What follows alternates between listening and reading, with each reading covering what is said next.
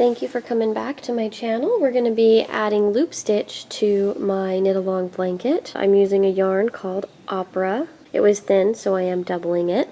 And loop stitch is a multiple of 3 plus 1. 185 is about the average of number of running stitches that we're using.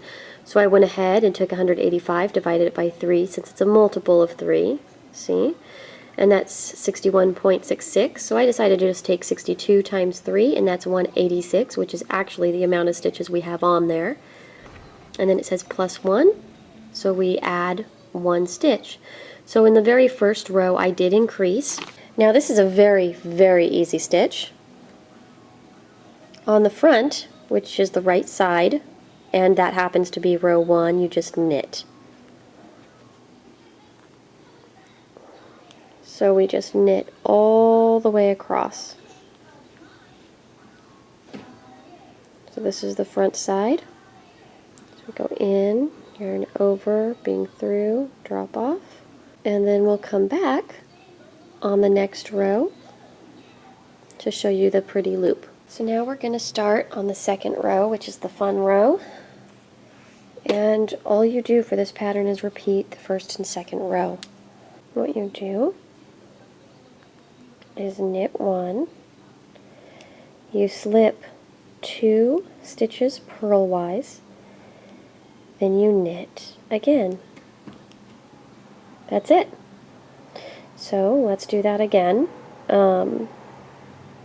We slip 2 purlwise, knit 1,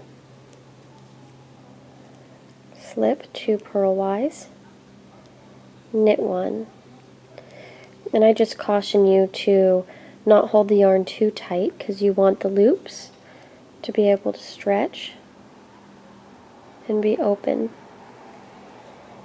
So we slip 2 and knit 1, slip 2 and knit 1. So that's how it looks. I wanted to end this video by showing you the patterns I have so far, so that way if you like the look of any in particular, you could incorporate them into your blanket and you'll know the name.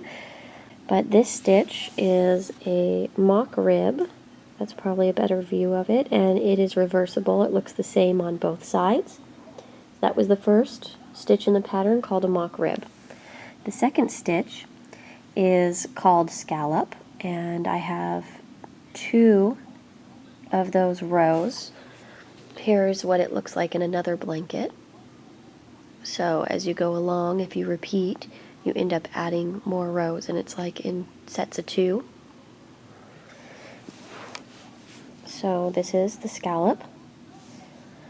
Then third, we have reverse stockinette. And it's hard for you to see the furry poking out here, just because the color, it's dark today. And then what I have on that is linen stitch. And here is another example of linen stitch right there. It's on the other blanket I was using. Okay, so after that I have garter stitch, but I went ahead and I switched colors after every 2 rows, which is why you get the different colors there. Then the next one we have is stockinette stitch. And here's another example of stockinette stitch. Then on top of that we have a basket weave. And there's different types of basket weaves. On top of that we have a little bit more of a reverse stockinette. Then we have gulls and garter. This is gulls and garter. I like that one. This is quilting by 5. Then we have a little bit, we have just a row here of, it's probably garter. It could be reverse stockinette. I just created a border for a little bit of stockinette here. Sometimes I like to break up the color with just a little bit, so it's just really 2 rows. Then here we have stockinette.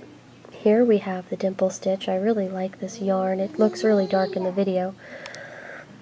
And then here we have the loop stitch, which I just completed. I'm going to be adding a couple rows of reverse stockinette in an eyelash yarn on top of this.